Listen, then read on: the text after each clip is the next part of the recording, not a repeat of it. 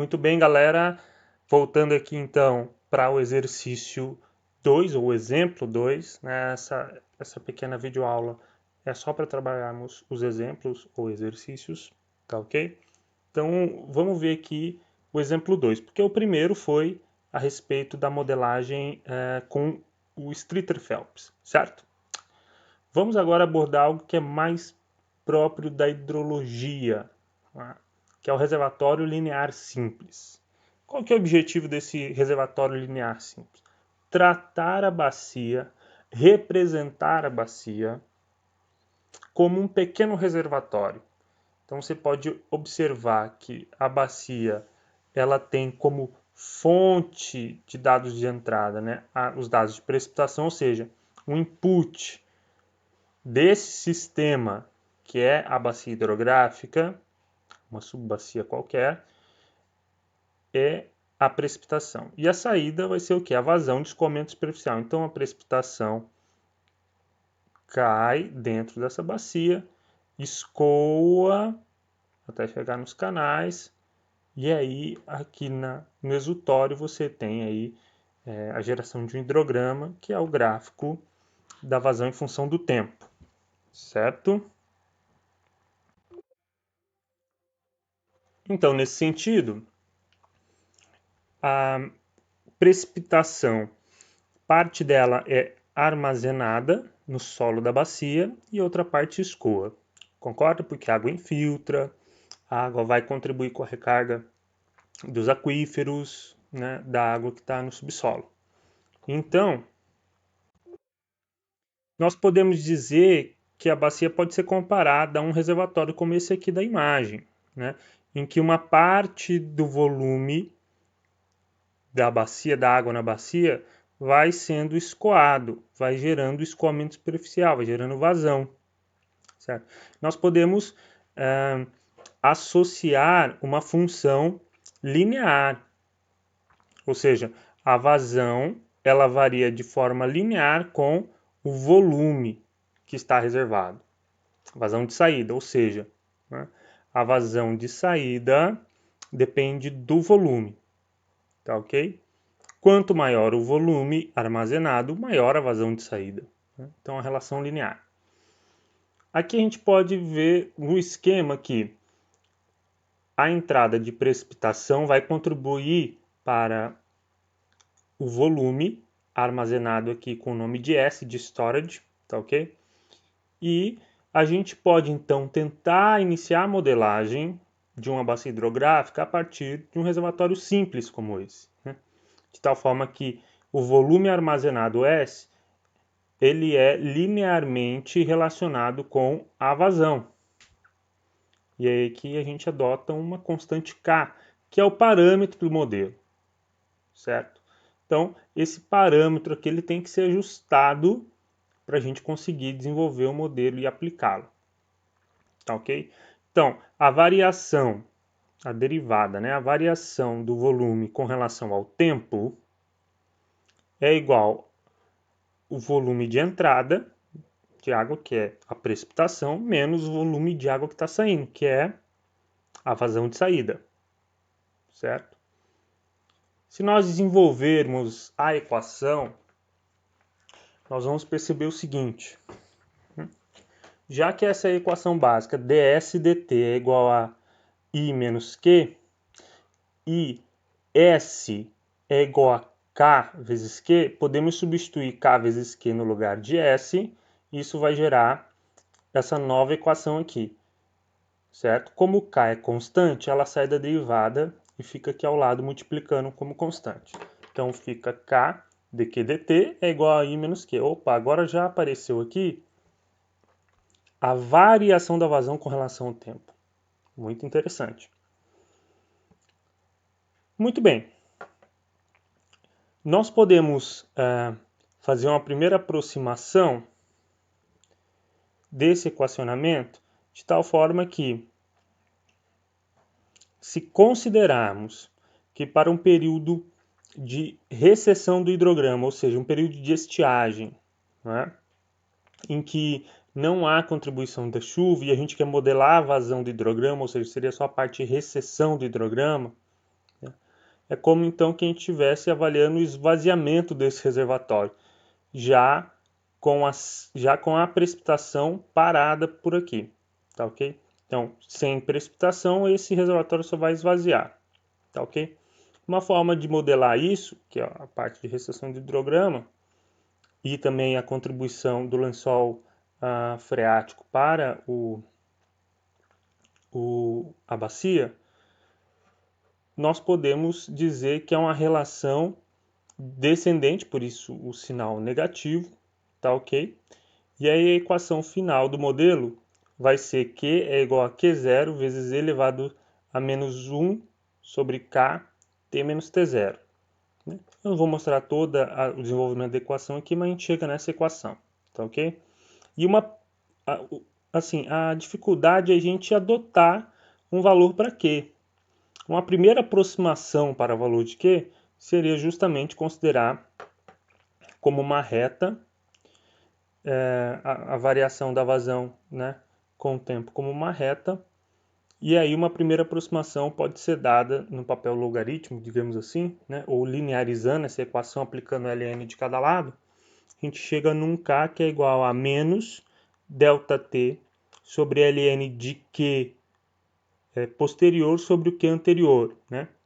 Então, se eu tiver alguns valores de vazão registrados na bacia, seja por alguma régua que tem alguma curva-chave, seja por medição de vazão, né, da forma como for com o equipamento ou não, etc.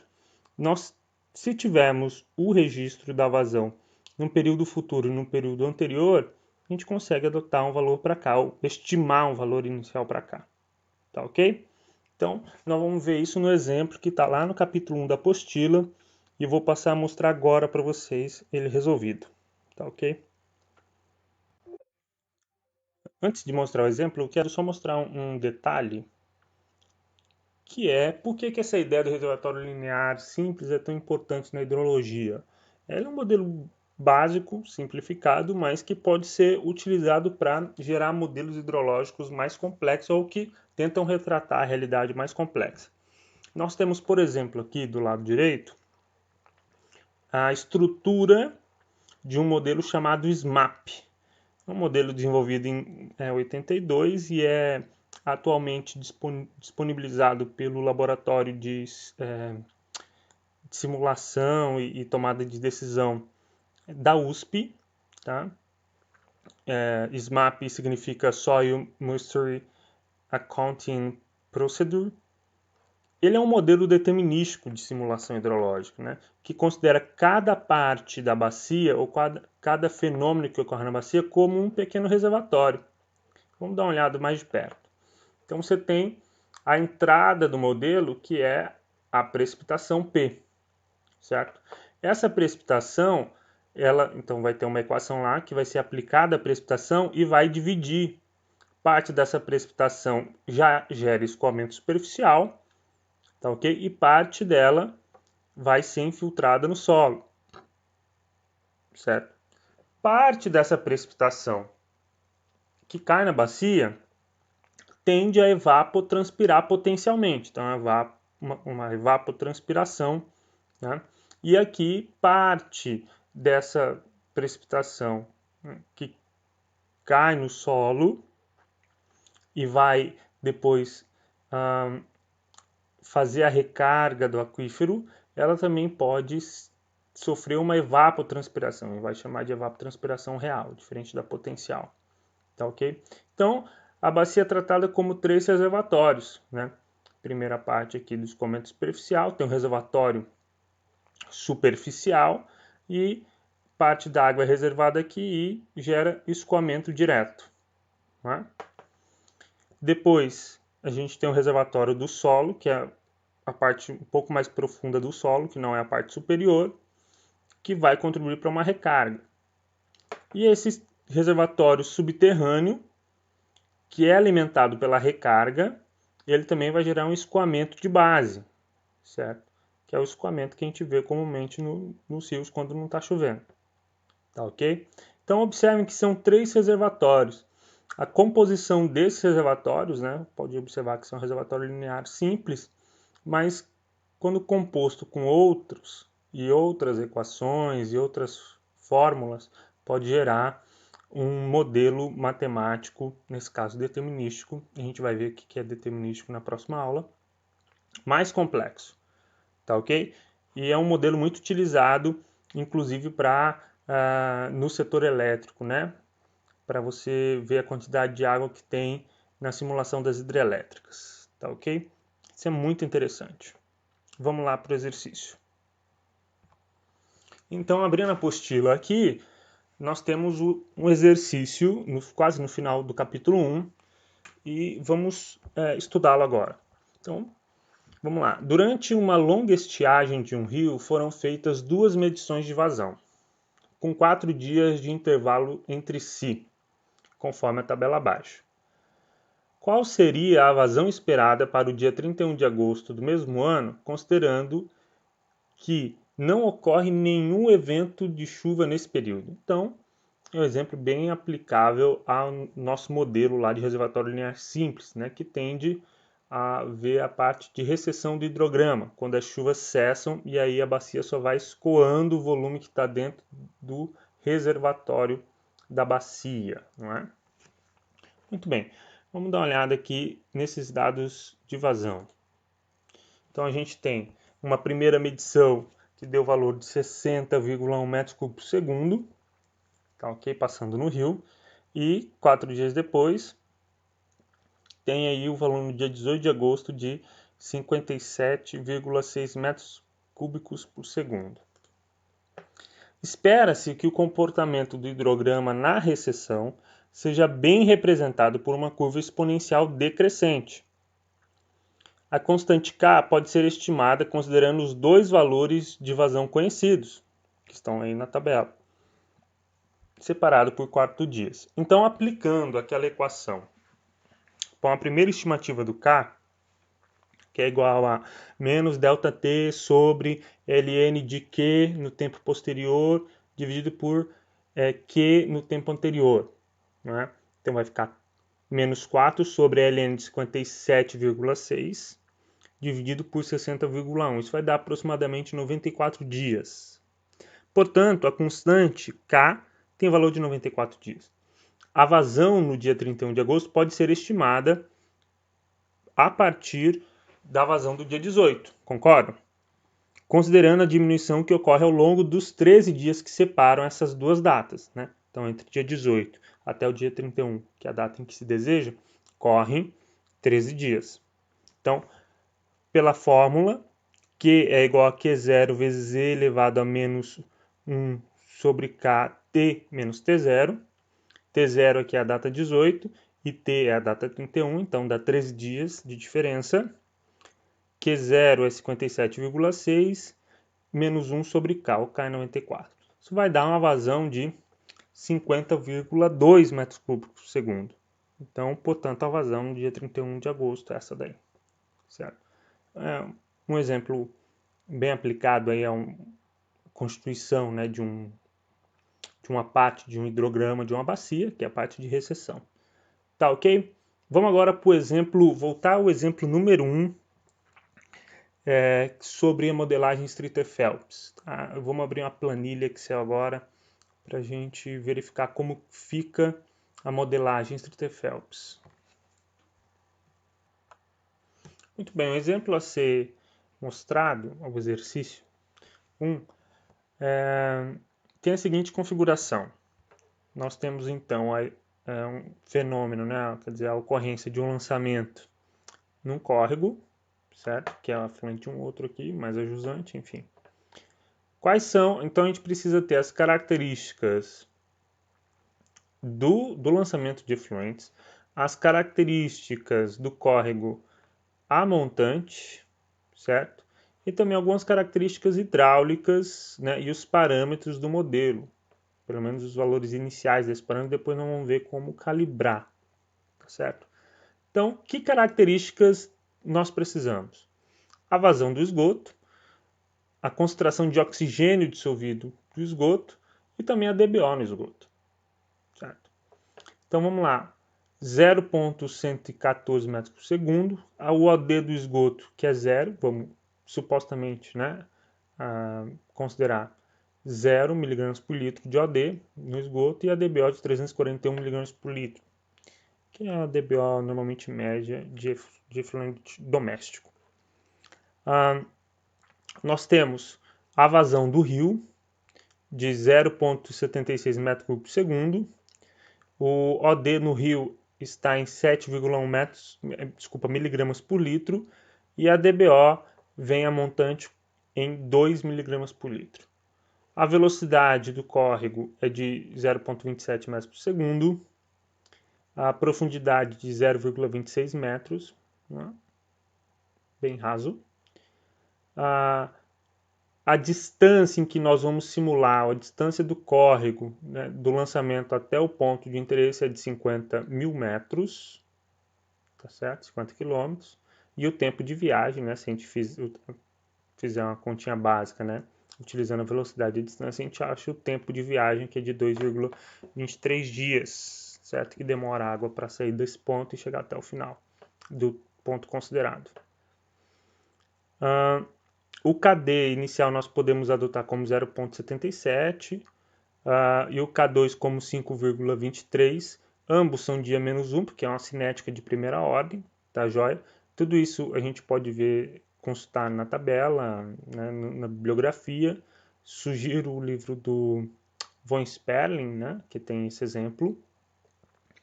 A concentração de saturação para as condições de simulação, as condições do exemplo é de 7,9 mg por litro, tá? E o OD mínimo exigido, né, para a situação aqui, que vamos supor uma situação de classe 2, né, um rio de classe 2, o OD mínimo exigido na legislação é de 5 mg por litro. Vamos para a planilha. Muito bem, essa é a planilha que nós encaminhamos por e-mail e vamos dar uma olhada nela de forma geral. Tá? Então, isso aqui é uma planilha para simular o oxigênio dissolvido no fenômeno da autodepuração a partir do modelo Streeter-Phelps, que é o primeiro modelo desenvolvido para isso. Não é?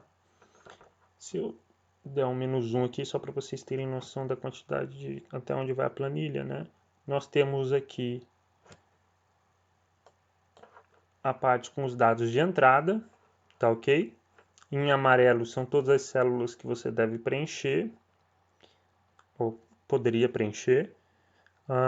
Aqui na parte inferior tem, na parte média, né, tem os dados de saída do modelo. E aqui uma parte do perfil, que é o perfil de OD e DBO, que o modelo utiliza para colocar os cálculos, que ele vai aproveitar. Então essa aqui é uma parte que a gente aproveita na planilha para montar os gráficos, tá ok? Então, vamos voltar aqui. Então, isso aqui mostra para nós o gráfico do oxigênio dissolvido e da DBO do exemplo. Em azul, os dados gerados pelo modelo, e aqui em vermelho, nós temos aí a exigência da legislação, certo? Que é de 5 mg por litro de OD. Muito bem, vamos começar. Então aqui você tem as variáveis de entrada, vazão do rio, vazão de esgoto, DBO do rio, DBO de esgoto, OD do rio, OD de esgoto, tudo rio e esgoto. Então, preenchemos aqui os valores dados no enunciado do exercício. Aqui a parte de parâmetros do modelo, ou coeficientes, tá ok? Nós temos, então, o coeficiente de desoxigenação, K1 ou KD, tá? A diferença entre esses dois é que o coeficiente de desoxigenação ele é um valor de laboratório. A gente avalia a perda de oxigênio, né, no teste de DBO no laboratório, e aí essa taxa de perda de oxigênio é o K1. Tá?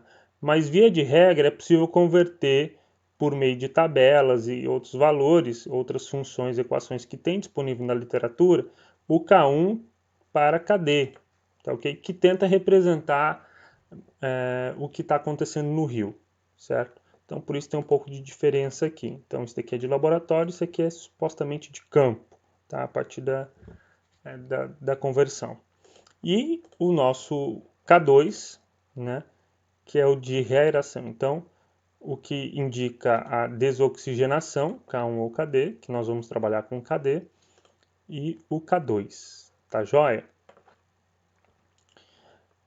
Dados adicionais, a concentração de saturação do oxigênio é de 7,9 mg por litro, tá ok? A distância no trecho é de 50 km e a velocidade é de 0,26. Então vamos lá. Uma vez inseridos esses dados, aqui na parte de média da tabela, nós temos então os dados de saída. Observem que cada célula dessa tem uma equação relacionada, certo? Da onde é gerado esses valores que aparecem aqui. Então, isso daqui são as fórmulas oriundas lá da mistura, de quando a água do rio se mistura com o lançamento de esgotos, né? Eu não apresentei essas fórmulas para vocês, mas isso tem na literatura e já é bem conhecido. Se vocês quiserem, depois eu posso mandar só o formulário para vocês acompanharem.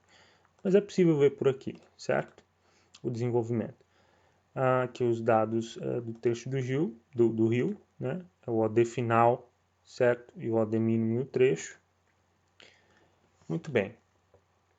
O modelo, aquela equação que eu apresentei para vocês, é aplicada para cada segmento do rio. Então, isso aqui é o que nós chamamos de discretização temporal. Lembra que eu falei da discretização temporal espacial? Então, nós temos aqui a discretização no tempo, para cada 0,11 dias, tá vendo?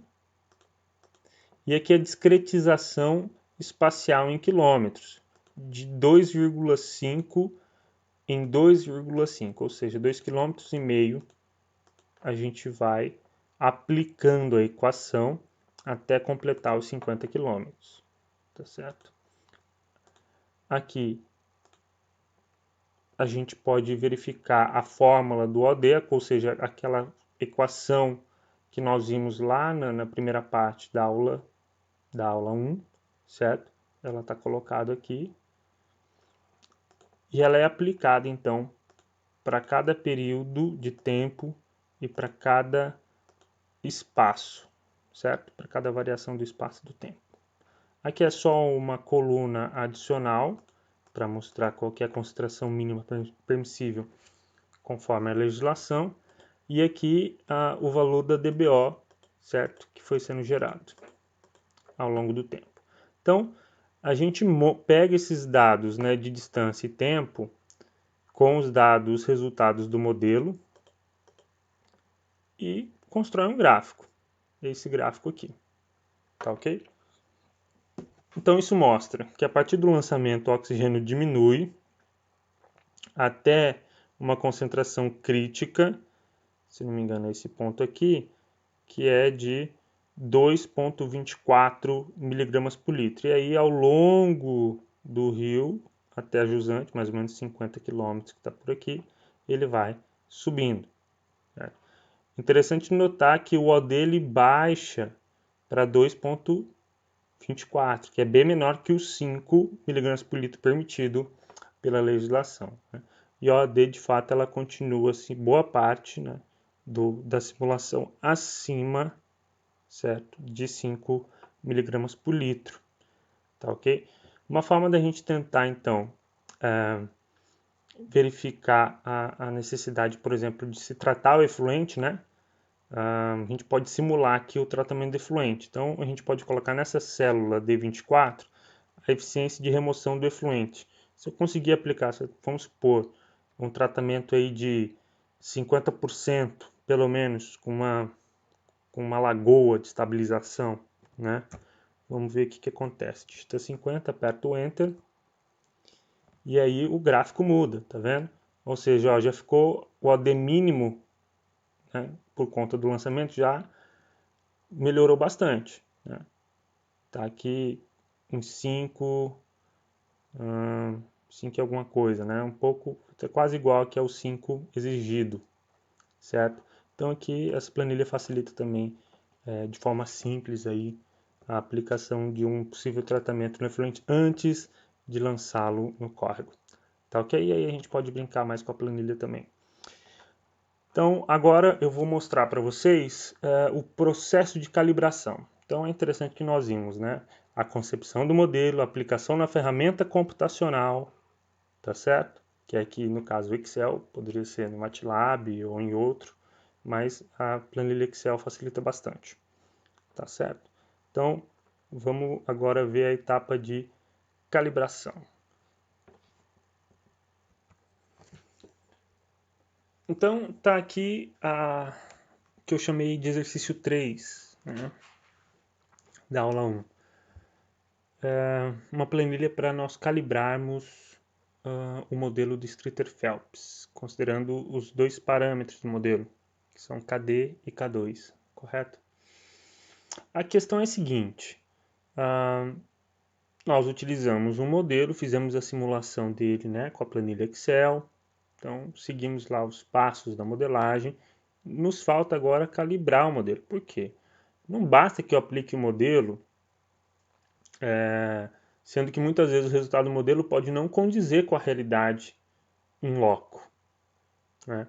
Então não posso simplesmente aplicar um monte de equação matemática, um monte de simulação, por melhor que seja o programa, o software, sem comparar com os dados reais. Se eu estiver fazendo isso, eu estou sendo irresponsável, né? Então, por isso que a gente precisa calibrar, para verificar se aquele modelo, com aqueles parâmetros, se ajustam à realidade. E é isso que nós vamos fazer agora, tá? A etapa da calibração. Muito bem. Planilha aqui está subdividida da seguinte forma, é muito parecida com aquela anterior, tá? Em que a gente simulou, só que a diferença é que ela tem aqui na parte de baixo o perfil como tinha na planilha anterior, mas tem aqui a parte dos dados medidos, né, obtidos em campo. Então a gente tem que comparar a simulação com os dados reais obtidos em campo. Então foi feita uma campanha, né, de medição de vazão e de coleta de água em determinados pontos do rio, certo? Então você tem aqui no trecho 5 km a jusante do lançamento, foram lá, fizeram uma coleta, levaram para o laboratório, verificaram o OD, DBO e os outros parâmetros, enfim, aqui a gente só está utilizando o OD. Depois, 27,5 km a jusante e por fim 47,5 km. Então são 3 pontos em que eu tenho dados observados, tá certo? Isso para OD e para DBO. É claro que quanto maior número de pontos nós tivermos monitorado, melhor para ajustar o modelo, tá certo? Melhor a gente vai conseguir ajustar essa curva aos dados reais. Então os dados reais são essas bolinhas, esses círculos vermelhos, e o resultado do modelo é esse azul. Observem que o modelo ele se ajusta quase bem a esses dois pontos iniciais, mas perde muito do ajuste aqui na bolinha vermelha. Então nós vamos ter que calibrar, alterar os dados dos parâmetros para ver se essa curva consegue se ajustar melhor aqui aos dados reais. Tá joia? Então, aqui na parte de baixo está definindo o que nós vamos fazer para calibrar o modelo. Então, mostrei para vocês na aula anterior, no começo da aula, quais eram os indicadores estatísticos, né, ou as medidas de eficiência de ajuste de modelo, para avaliar o erro do modelo. E eu lembro que falei para vocês do CD, coeficiente de determinação, ou R², né, que é 1 menos a somatória dos valores observados, como esses aqui, tá certo? Menos os valores estimados pelo modelo, que são apresentados correspondentemente aqui na coluna C, tá? Dividido pela somatória dos observados menos a média, tá ok? Ao quadrado. Nós vamos aplicar esse conceito para verificar se o CD se aproxima de 1. Quanto mais próximo de 1, melhor, mais o modelo está ajustado, correto? E então nós montamos aqui a fórmula do CD, tanto para o OD quanto para a DBO, e também a gente pode fazer uma média, né, do OD, do CD, né? Do coeficiente de determinação do oxigênio dissolvido da DBO, para ver um ajuste médio do modelo. Nós vamos fazer o seguinte, vamos utilizar a ferramenta Solver, e o nosso objetivo é tentar maximizar o CD, né? Esse valor aqui, tá ok? Que é justamente essa fórmula, tá? De tal forma que ele fique mais próximo de 1. Então, a minha função objetiva aqui é maximizar o coeficiente de determinação, tá claro? E nós temos algumas células variáveis. Que células são essas? Ora, são os parâmetros, né? Nós queremos variar os parâmetros, mudar os valores dos parâmetros de tal forma que o ajuste seja melhor. Ora, um ajuste melhor indica um coeficiente de determinação máximo ou próximo de 1, tá ok? Mas esse problema, ele tem algumas restrições. É um problema de otimização com restrições. Que restrições são essas? Os valores de KD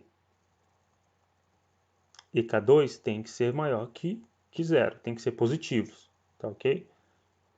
Muito bem. Então, vamos aplicar uma ferramenta de otimização para calibração do modelo, para ajustar os parâmetros do modelo e aí verificar esse ajuste com a estatística do CD, coeficiente de determinação. Muito bem. Para utilizar o Solver, basta ir em dados e aqui tem a ferramenta do Solver, tá ok? Se não aparecer no seu Excel, você tem que ir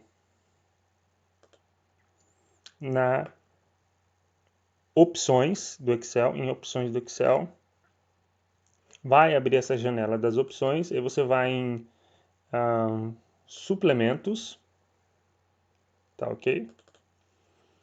E procura aqui a ferramenta Solver. Você tem que clicar na ferramenta Solver, clicar em ir, e aí vai aparecer a opção de você selecioná-la. E você dá OK.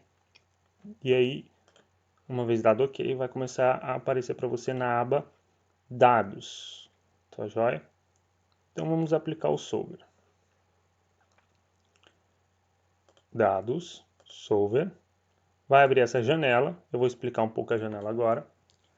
Aqui a gente vai definir o objetivo, ou seja, indicar qual a célula nós queremos maximizar, minimizar ou que chegue em algum determinado valor. Então você quer a célula G65, né, que é para a gente ajustar um valor, conseguir maximizar o valor do CD médio entre OD e DBO, tá joia? Então, seu objetivo é maximizar. Alterando quais células? Ora, alterando as células D17 e D18, que são justamente os parâmetros KD e K2. E sujeito a algumas restrições, né? Restrições são essas. Que o KD seja maior, a célula D17 maior ou igual a célula 16. Vamos dar uma olhada aqui.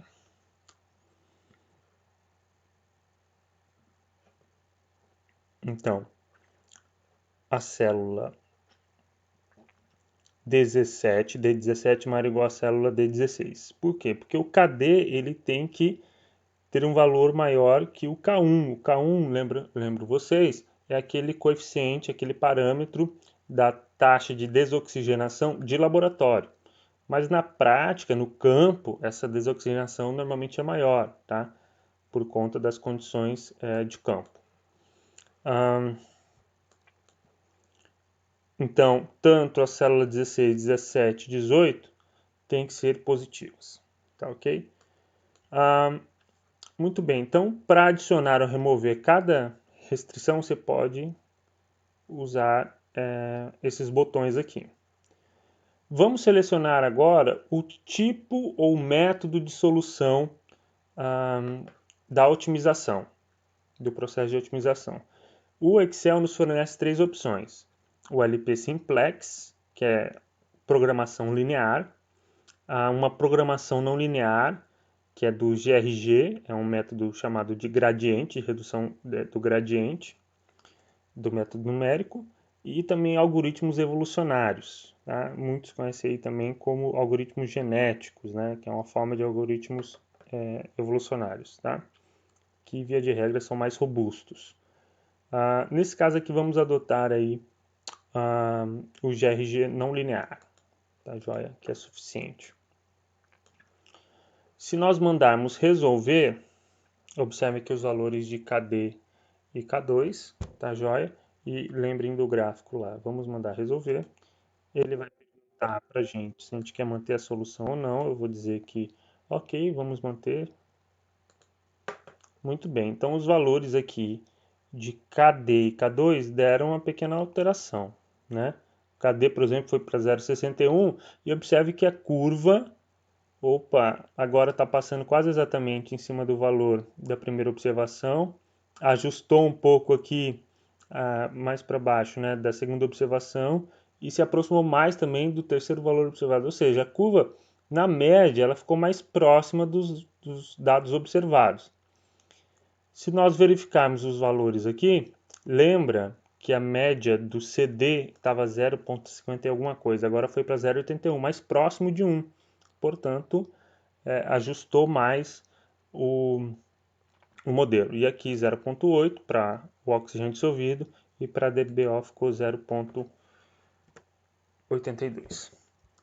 Isso quer dizer que esse modelo, com esses valores para esses parâmetros, KD e K2, consegue explicar 80, mais ou menos, né, próximo aqui de 80% da variabilidade desse fenômeno que está ocorrendo, tá, de autodepuração.